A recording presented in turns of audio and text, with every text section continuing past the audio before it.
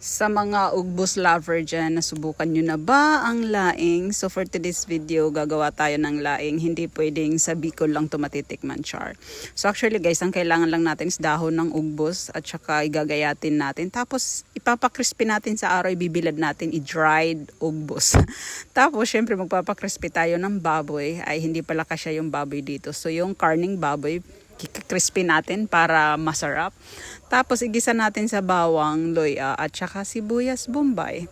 So pag nagisa mo na yan at namikos-mikos mo na yan siya, ihahalo na natin yung ating dried leaves. So pag nahalo mo na yan siya, mimix-mix mo na lang din, lagay mo yung gata, titimplahan mo ng according sa gusto mong timpla, asin, bitchin, paminta, magic syrup, sili. So kami nilagay namin sili kasi wala kaming kulikot.